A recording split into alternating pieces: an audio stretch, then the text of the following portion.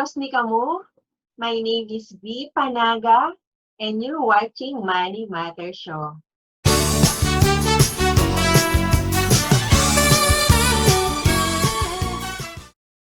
So, papakilala ko na ang guest natin for today. He completed his Bachelor in Arts degree in Economics at the Ateneo de Manila University in 2000.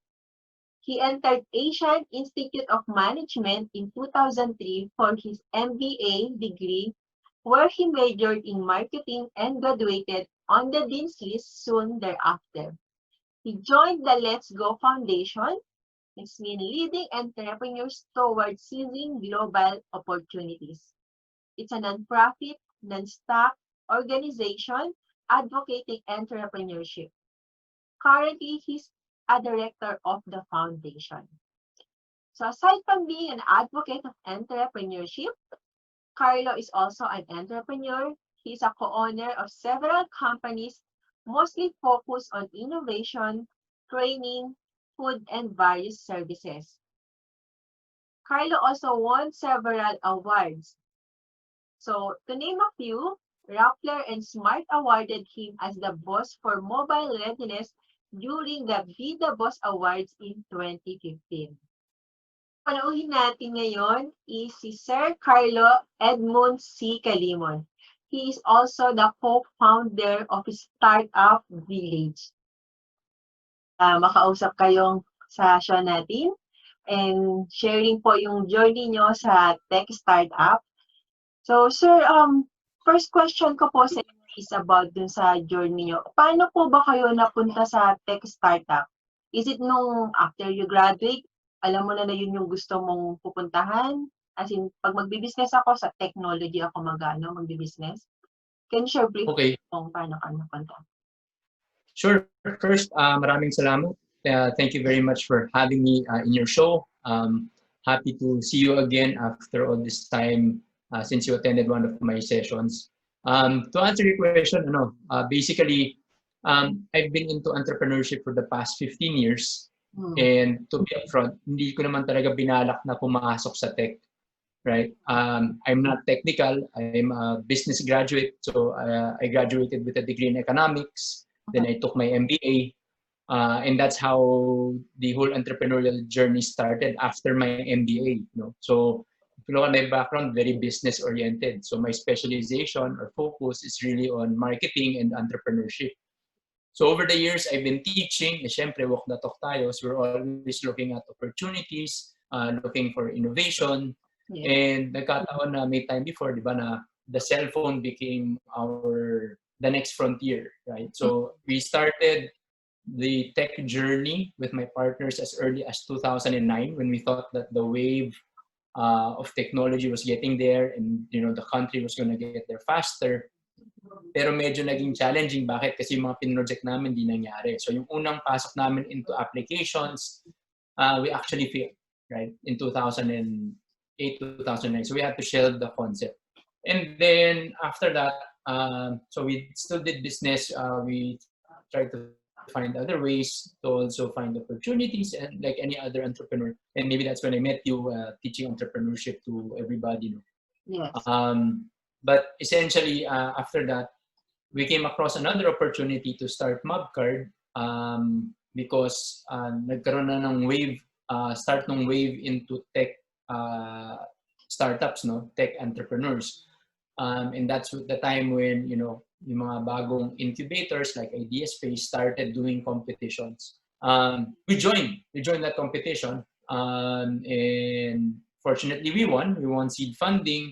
Then we developed partnerships and so on. And doon na nagsimula yung journey, yung actual journey. We started doing applications. It was well received. The app even won a few awards, right? And as we were going through that, parang naging sabihin natin full circle din yung journey. Bakit? Kasi ang specialization naman namin is really teaching, mentoring, and helping the next generation of startups. So when we started Mobcard, as we were doing that, we saw another opportunity to be the one helping the next generation. So that's why we began Startup Village, which is an incubator also and an accelerator, helping early stage entrepreneurs, right? We educate them, we created programs for them, which is really our specialization also based on experience. We help link them to our network of potential investors at saka yung mga potential clients and partners. No? So that's what I've been doing essentially for the past, 4 years na. Maybe mga 4 years more or less. So pinagsabay ko yung journey ng Mobcard at Startup Village, right? But like what I said, hindi po ako technical. I'm not a computer science graduate or I'm not an engineer and so on. If you look at it, kailangan naman kasi balansyado yung team, right? Merong hacker, right? Yung taga-code, yung taga-gawa. Meron ding hustler. Ika nga na taga-benta at saka taga-market, taga-create ng mga customer base para kumita yung company. So ako yun. So doon po nagsimula. But it was like anything else, there were just opportunities for us to get into this space and kumbaga parang di namin umalis. Okay, so at least tinake mo kasi yung opportunity and from there on, na ano nyo po siya na unti-unti, nakukuha nyo kung ano yung gusto nyo makuha din sa startup. Like you have mentioned, sir, di ba, yung from the mentoring and then syempre yung talk din. So basically, sir, ano yung pinaka-challenges nyo dun sa, punta natin sa Startup Village na-experience nyo tapos, di ba 3.5 na po ba siya? Tama po ba ako for the Startup Village? 3.5 years, 4 years, thereabouts. Like any other business, there are challenges. Siyempre, paano magpakilala and so on, trying to gain traction. Tapos, nangyari pa itong COVID, right? So, maraming quote-unquote tinatawag namin pivots, right? Yes. Pivots are basically changing in direction, no? Which is very common with any other startup. We treat ourselves as a startup. Mas lalo na for us, unlike the other similar organizations, we're privately run, no? So the others have corporate backing, meaning supportado sila ng mas malalaking kumpanya. Kami independent kami, so we need to become really more entrepreneurial to be able to grow and establish ourselves in the industry. Fortunately naman, we're slowly able to do that. Pero hindi naman naging madali din yung journey kapareho ng pagiging entrepreneur. No? So, hindi to easy, hindi siya madali. Pero very fulfilling din naman kasi biro mo from nothing, then all of a sudden you created something. But now with the challenges, you now have to make sure na maitutuloy ito, magiging sustainable ito. Oo.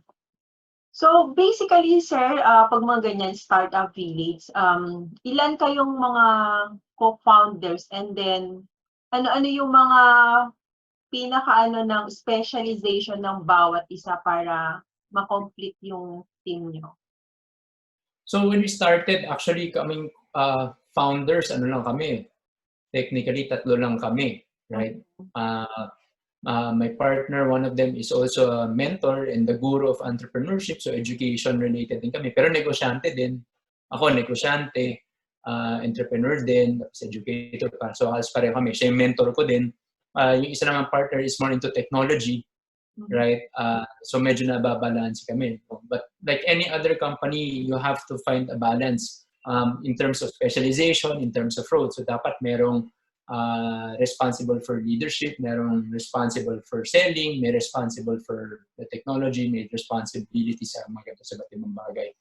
So kailangan malinaw yung hatian, ika nga kung ano yung mga kailangan ninyong gawin. Para pag yung accountability, malinaw din. Right? So, ganun. Basta balansyado kami. So right now, sir, with the span na nag-start sa Startup Village, ano ba yung pinaka-ano niya? Like, marami kayong mga ginagawa bang event and meron din kayong mga certain product ng ni-launch from the Startup Village. Can you share about it, sir? Sure. Basically, ang ginagawa namin, we create programs also. Yung mga learning courses kami, pareho ng pinagdaanan mo nung naging estudyante ka namin. Way back, we call it The Gift. That's our that's our primary product. So it's a 14-week program that takes you from ground zero up to the point where you can actually pitch to potential investors. So the program is designed for for those who want to take the plunge Uh-huh. or already there but still don't know what they're doing. So we create the foundation para makakreate sila ng pitch. Yung pitch natin, essentially parang mini business plan yun right? So para mapag-aralan at mabigyan ng pundasyon para malinaw yung pupuntahan moving forward. Now, other than that, we also created other products. Like for one, we do what we call Engage. It's a program that takes individuals to centers of innovation. So for the past 3 years, I've been going and taking people to Silicon Valley so that they can immerse in companies like Google, Facebook, Airbnb, Pinterest, Twitter, Salesforce, ganyan. And we meet people there and we learn. Hindi siya yung photo op lang, yung bakasyon, di ba? We go there to actually learn something. So that's another thing that we do. And the other things are basically additional programs. So right now, because of the pandemic, we do a lot of webinars. We also do co-incubation with universities and schools and so on. So kumbaga parang the entrepreneurial mind is still continuously being developed. In the next few months, we're organizing a startup pitch competition, a national competition, in partnership with a fund, a local fund. Tapos at the same time, we do regular pitching events. Actually, I just came from one every Tuesday. And then, what do you call this? Marami pang iba. Right? So basta ang focus namin consistently, it's all about developing startups, developing and supporting entrepreneurs, and making sure that they're well equipped para maging successful sila sa ginagawa nila. Okay, thank you for that, sir. Curious lang ako, yung nabanggit niyo po, sir, na di ba dinadala niyo sila sa Silicon Valley. So, yun yung mga aplikante niyo for the Startup Village. And with that, siyempre, it have a costing on their end, tama po ba? Yes. And then, after that, ano po yung mangyayari sa kanila? Okay, so tulad ng ibang programa, wala naman libre, right? If you find value in it, you're willing to pay for it, right? And we make sure that it is it becomes a very worthwhile experience for everybody, whether it's the training programs or this immersion trip, no? So may fees po tayo dyan that covers, the expense of running the show, and then organizing it and so on, right? Kasama na po yan. Even with the gift, yung binanggit ko na startup program namin, right? Merong maliit na siya na fee, pero ang objective nun is really to sustain it, di ba? Para pangmatagalan, ika nga, right? And what they call this, pero we try to make sure na ano tawag dito, na affordable po siya, na hindi magiging sagabal yung presyo, right? Para hindi makasali ang isang tao. Okay. Right? So, we computed it such that para maging affordable po siya. Okay. And with regards to, di ba may mga competition. So, yung parang pinaka-event nyo ba is from the pitching? Siyempre, papakita nila, especially technology yan, there should be an MVP, di ba, na makikita talaga. And then, from that, yung program na yun, nandun na rin ba yung investor na pwedeng habang nagpipit sila, magkakaroon na rin sila ng potential investor na ma-attract nila doon sa nilang startup? So, dun sa pitching activities na ginagawa po namin, normally we invite people, right? And we invite investors and potential clients for the startup. No? So, ayun yung event po na ginagawa namin regularly. Okay, sir. Related naman to, sir, sa isa sa mga yung favorite ko na advocacy. Siyempre, anything naman kasi may kinalaman sa finances. So, yung pagmamanage po ba ng finances, does it has a great impact para dun sa journey? Kaya, sir, sa experience nyo rin for the entrepreneurship journey and for all the entrep and technopreneur wannabe, ano yung masasabi when it comes to managing finances? Oo. Hindi mawawala yung managing finances, right? Kasamang-kasama yan. So, mas lalo na kung gusto nyo maging entrepreneur, hindi lang tech entrepreneur. Kailangan handa kayo na medyo long haul, right? Hindi siya yung katulad ng mga traditional na negosyo na kunwari, pumasok ka sa food cart business, mag-invest ka ng konti ngayon, may food cart ka na, benta ka, balik ka agad ang pera. Ang pagiging tech entrepreneur especially, medyo kailangan may konting pasensya. Bakit? Maglalabas ka ng pera ngayon, pero dahil teknolohiya to at iba yung binibenta natin and you're building something, medyo mas matagal bago bumalik yung pera. So, kailangan may konting PC ka, right? Hindi naman kailangan malalim na concept, pero kailangan nasa plano yan, right? So, kailangan handa tayo. That's why you need to invest your own money, your own time, or you find a partner who can invest so that everybody can be sustained in the process. Pero importante yung pagmamanage. Kaya ang tinatawag sa startup niyan, yung initial years mo, yung bootstrapping. Yes. Di ba yung bootstrapping, you only spend kung ano yung kailangan, ano yung essential, tapos lahat ng gastos pinag-aaralan. Para the less money you need, the better. Kasi medyo mahaba-haba pa yung biyahe natin. Hindi siya yung, kumbaga, overnight. Even yung nakikita natin overnight, hindi siya overnight na success. Di ba? Medyo matagal na yung pinuhunan dyan. Okay po. Basically, sir, ano yung pinaka-holistic nung startup village? Is it from start na nag-uumpisa yung technopreneur, yung mga founders, tapos may assistance din ba kayo from, kunwari nagkaroon na silang ng investors to helping them dun sa marketing hanggang sa yung gradually maging stable to going ng So we try to support the startup as much as we can throughout the journey. Ang focus lang talaga namin is really early stage, pero doon sa later stage na kapag na-investa na, hindi na kami masyado yung kasi may resources na siya para gastusan yung kung ano yung kailangan niyang gastusan. Okay. Ang role na lang namin continuously is more of guidance, mentorship, at saka yung connections, to potential resources na kailangan nila. So, parang magkakaroon din eventually ng transition. Pero ang pundasyon pa rin is really mentorship and education kasi. I see. So, sir, dun sa sa years of events nyo with the Startup Village, ano yung nakikita nyo ng Philippines, penetration nyo when it comes to tech startup? May ilang percent na tayo? I don't have the figures, pero I believe na medyo nagiging enticing siya, pero kulang pa din. At least, especially kapag ikumpara natin yung sarili natin sa ibang bansa tulad ng Vietnam at Indonesia, na dati tayo yung nangunguna pagdating sa mga ganitong bagay. No? Naiiwanan tayo, nahuhuli. Bakit? Kasi may challenges tayo from an infrastructure perspective, from an investment perspective, kasi yung behavior natin, iba pa dun sa behavior nila.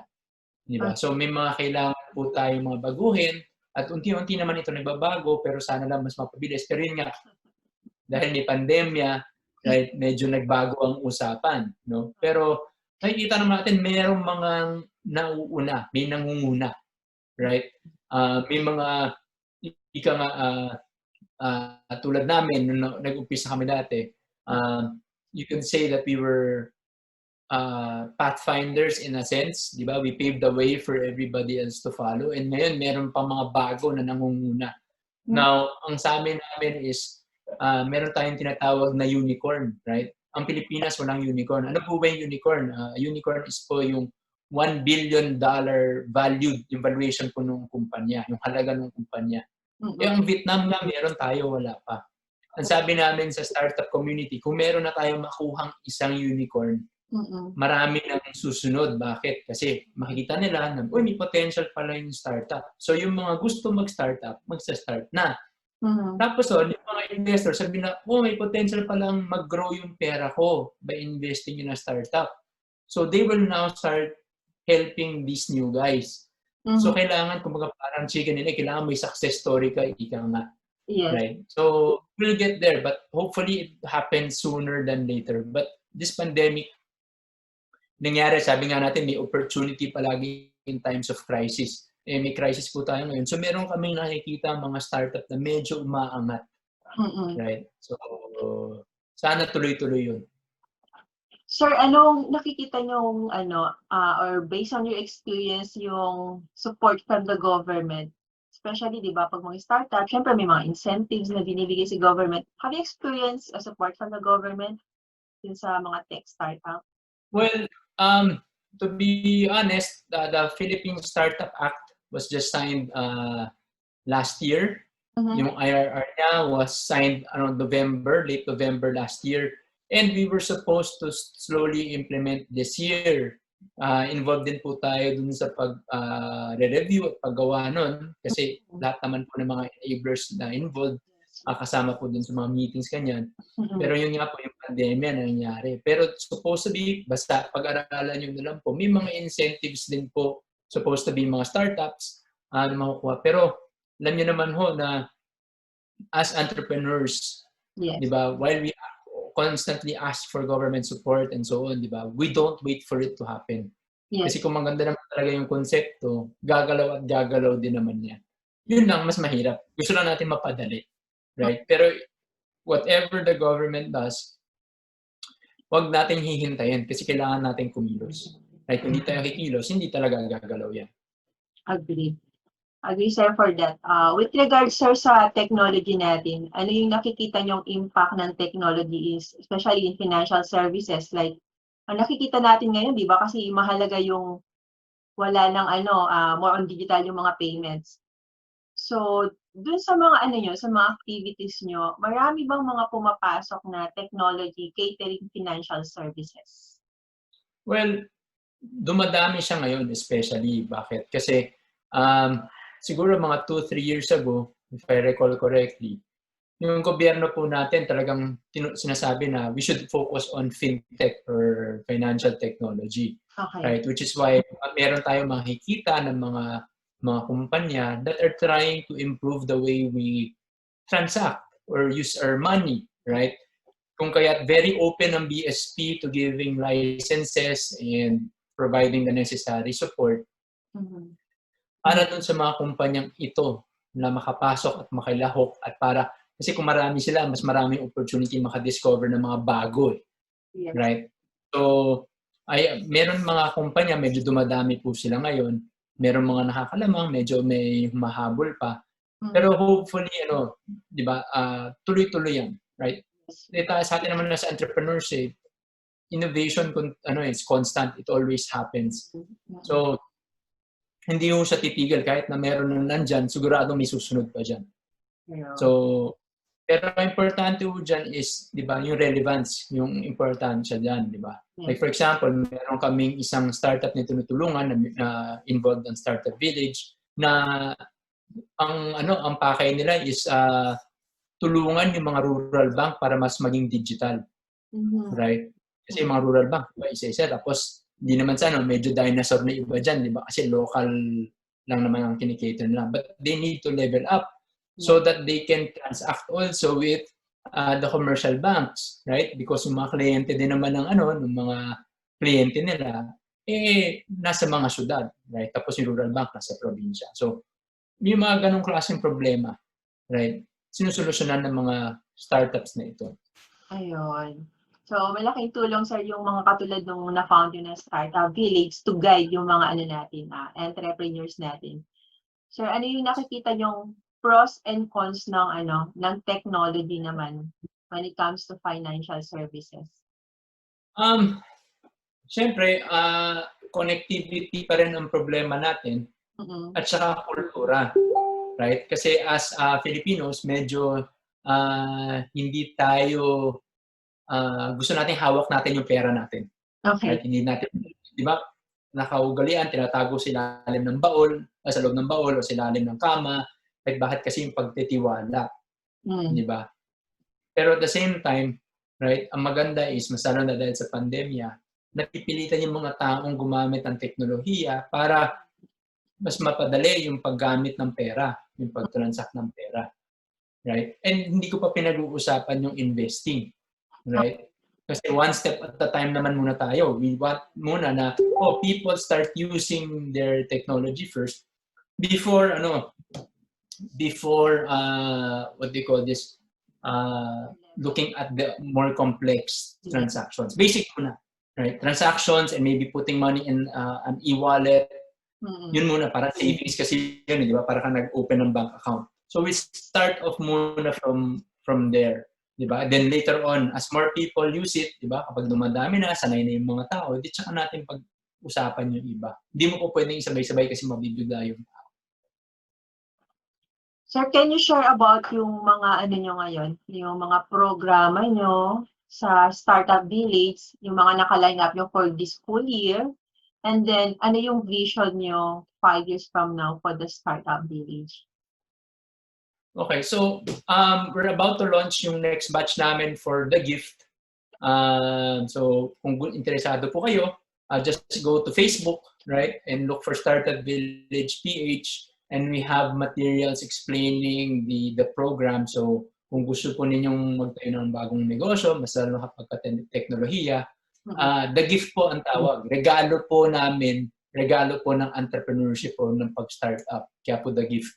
It is our gift to the startups so that they become successful. So may konting investment na naman po yun, pero sulit po siya. Sinasabi ko po, sulit siya. It's already our 11th batch. Right? Among yung mga naging estudyante namin, kilala nyo ba si Catriona Gray?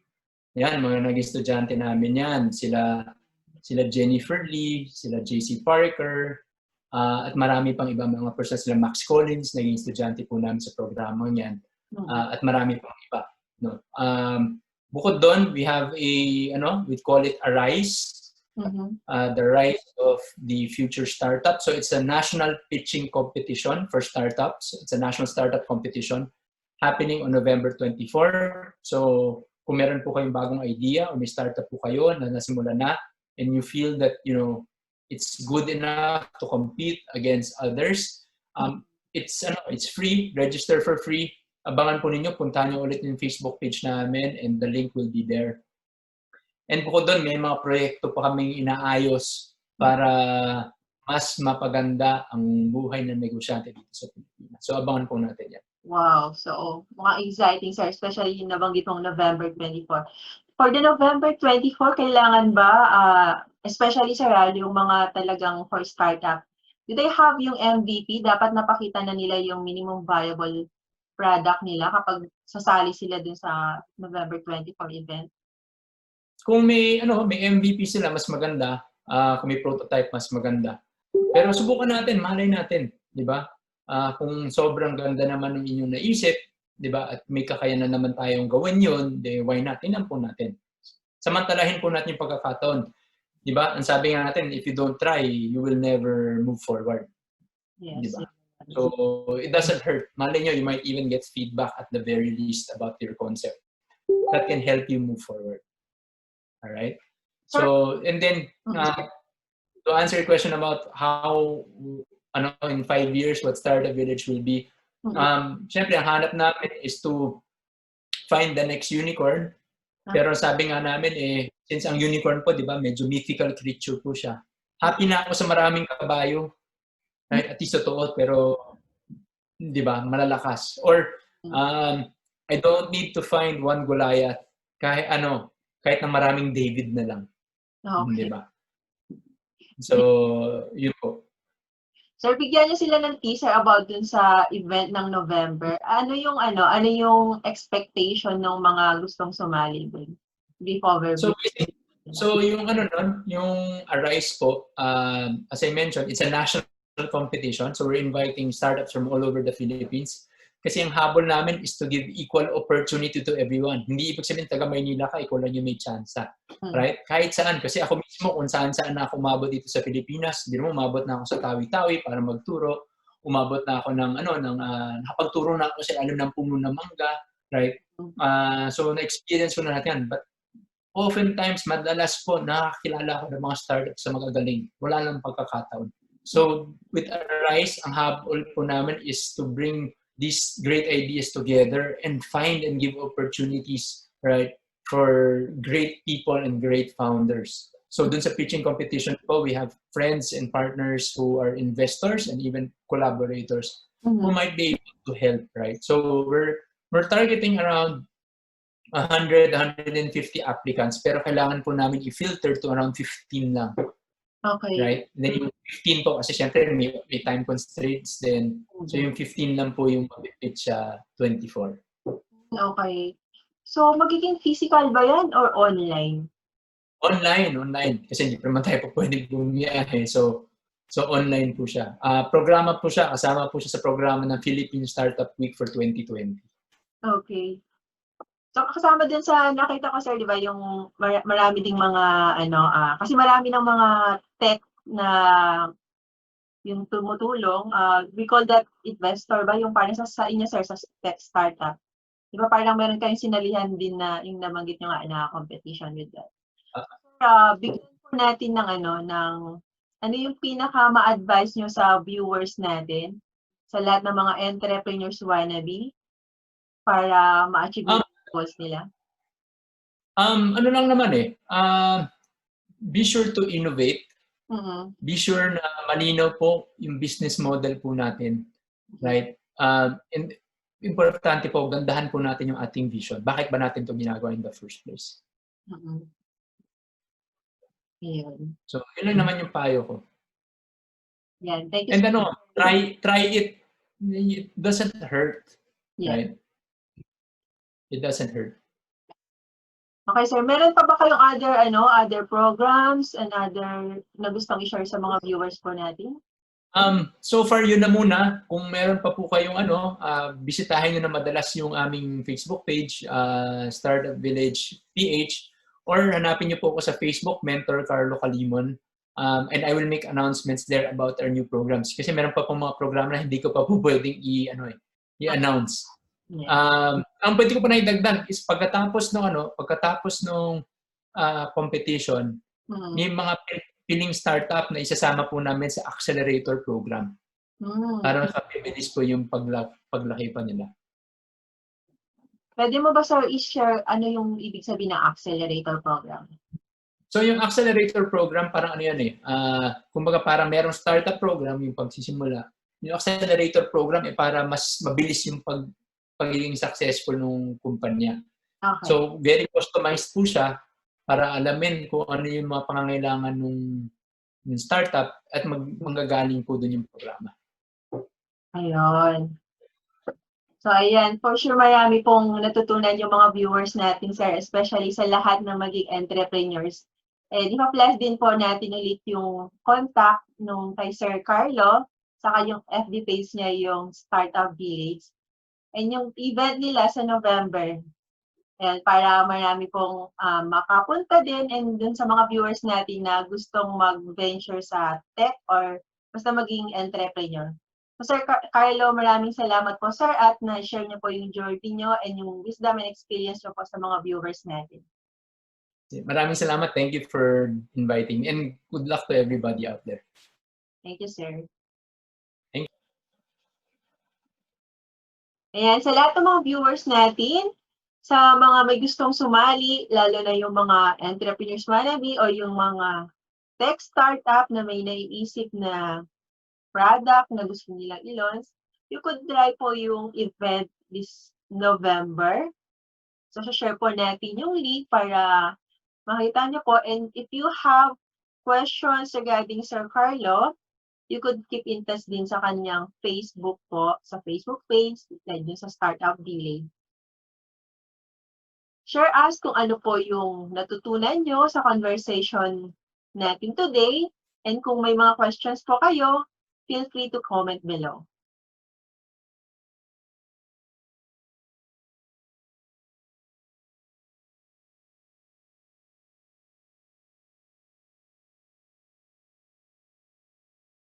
And if you want to learn about facets of financial planning, you could email us at futurebuilder20@gmail.com or visit our website at www.future-builder.com. Maraming salamat sa panonood. Hanggang sa muli nating episode dito sa Money Matters.